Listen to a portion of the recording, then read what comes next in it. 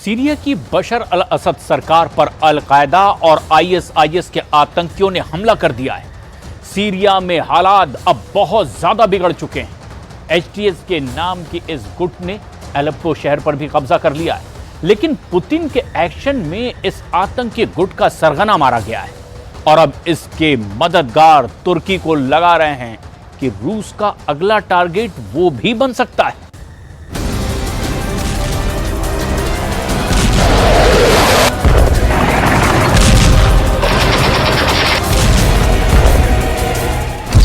Putin ने मार दिया ट्रंप का दुश्मन। एक जोरदार धमाका हुआ। पहले धमाके के बाद बैक टू बैक कई एयर स्ट्राइक हुई।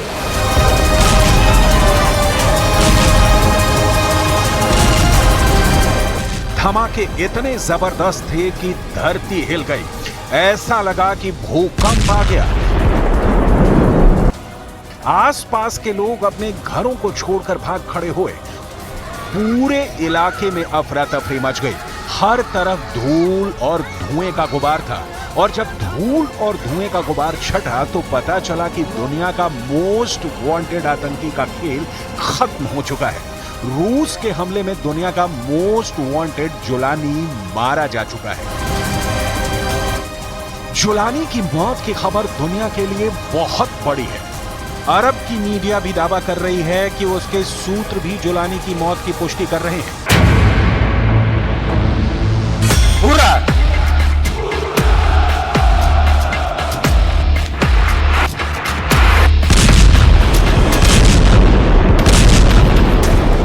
वहीं रूसी समाचार एजेंसियों के मुताबिक रूस के रक्षा मंत्रालय ने कहा है कि उसकी वायुसेना ने असद सरकार के समर्थन में सीरियाई विद्रोहियों पर हमले किए हैं।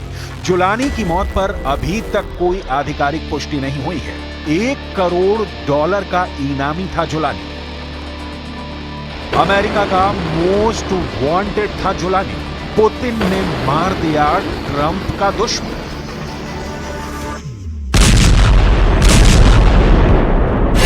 जुलानी का टेरर नेटवर्क पूरी दुनिया के लिए खतरा बन चुका था। जुलानी दुनिया का बड़ा आतंकी बनने की राह पर चल पड़ा था। अगर उसके जिस्म में कुछ और दिन सांसें रहती तो वो पुतिन से लेकर ट्रंप के लिए बड़ा सिरदर्द साबित हो सकता था। लेकिन जुलानी अपने टेरर नेटवर्क के जाल में पूरी दुनिया को उलझा पाता। उससे पहले ही रूस वाले पुतिन की नजर उस पर टेढ़ी हो गई और पुतिन की मिसाइलों ने जुलानी का खेल खत्म कर दिया। दुनिया जानती है कि पुतिन की स्ट्राइक रेट 100% है और जिस बात की कमिटमेंट पुतिन ने कर दी वो उसे पूरा करके ही मानते हैं। अब सीरिया से आ रही इन तस्वीरों को देखिए। सीरिया में हालात तेजी से बिगड़ रहे हैं। कई जगहों पर भारी हिंसा हो रही है। ऐसा इसलिए क्योंकि हयात तहरीर अल शाम यानी एचटीएस के विद्रोहियों ने अलेप्पो पर हमला कर दिया। विदेशी मीडिया का दावा है कि एचटीएस ने हमले के बाद अलेप्पो का ज्यादातर हिस्सा अपने कब्जे में ले लिया है। एचटीएस का यह हमला बुधवार से शुरू हुआ था और शुक्रवार को उसने बड़े हिस्से पर नियंत्रण कर लिया। इस हमले में अब तक 300 से ज्यादा लोगों की जान जा चुकी है। एचटीएस के मौजूदा हमले ने सीरियाई गृह युद्ध में भी नया मोड़ लाते हुए सीरिया के राष्ट्रपति बशर अल असद के सामने बड़ी चुनौती खड़ी कर दी है। जबकि ईरान की अगुवाई वाले एक शक्तिशाली इराकी गुट ने सीरियाई राष्ट्रपति बशर अल असद को अपना समर्थन दे दिया है। सीरिया के कई शहरों में विद्रोहियों ने बड़े पैमाने पर सेना पर हमले शुरू कर दिए हैं। एचटीएस सिर्फ अलेप्पो नहीं बल्कि सीरिया में कई जगहों पर काबिज हो चुका है।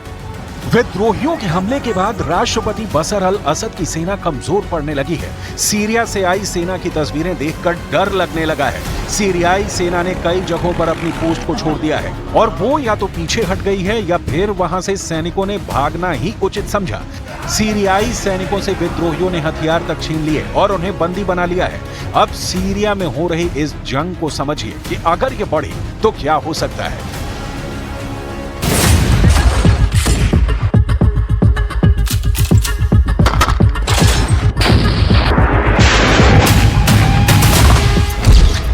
ऐसा युद्ध होने जा रहा है जिसमें रूस तो कूद ही चुका है, ईरान भी कूदेगा, तुर्की के विद्रोही लड़ ही रहे हैं, अरब देश भी खुद ब खुद खींचे चले आएंगे।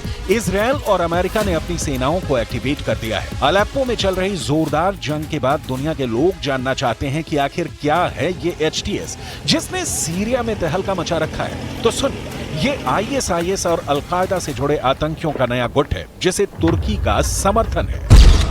सीरिया का दूसरा सबसे बड़ा शहर अलेप्पो अब आईएसआईएस और अल कायदा से जुड़े आतंकवादियों के कब्जे में आ गया है। एचटीएस यानी हयात तहरीर अल शाम।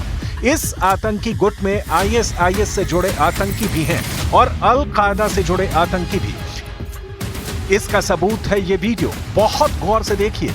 ये हयात तहरीर अल शाम के आतंकी हैं और इनके बीच एक आतंकवादी आईएसआईएस का छोटा सा झंडा अपने सीने पर लगाए हुए है। एक और वीडियो देखिए। एचटीएस के इन आतंकियों ने सीरिया के एक फौजी को बंधक बनाया है और यहां पर खड़े एक आतंकी की वर्दी पर भी आईएसआईएस का झंडा लगा है। ये ऐसे सबूत हैं जिसे नजरअंदाज कर पाना पूरी दुनिया पर बड़ी मुसीबत ला सकता है। आतंकवादी संगठन एचटीएस का प्रमुख अबू मोहम्मद अल जुलानी है, जिसके मारे जाने की खबर है।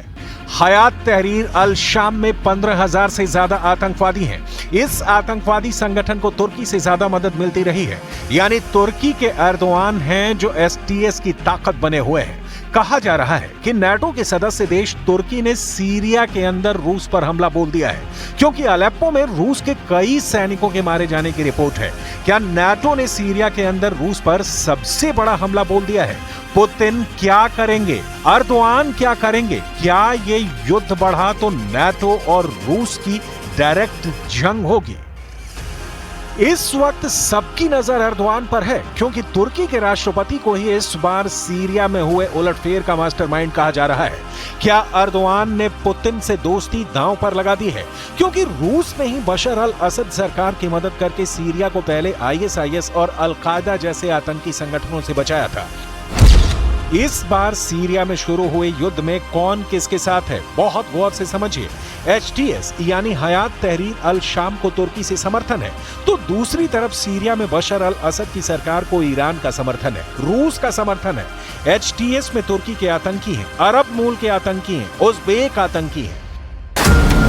पुतिन फिर एक्टिव हो गए हैं। सीरिया के अलेप्पो शहर को एचटीएस या कहें कि अल कायदा और आईएसआईएस के आतंकियों से आजाद कराने का युद्ध शुरू हो चुका है।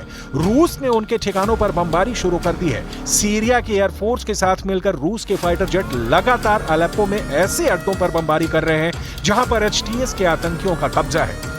इन धमाकों को देखकर गाजा और बेरूत की बमबारी याद आती है, लेकिन यहाँ पर रूस के टारगेट पर वो आतंकवादी हैं जो बशर अल असद की सरकार के दुश्मन हैं और जो आईएसआईएस और अल कायदा से जुड़े हुए हैं।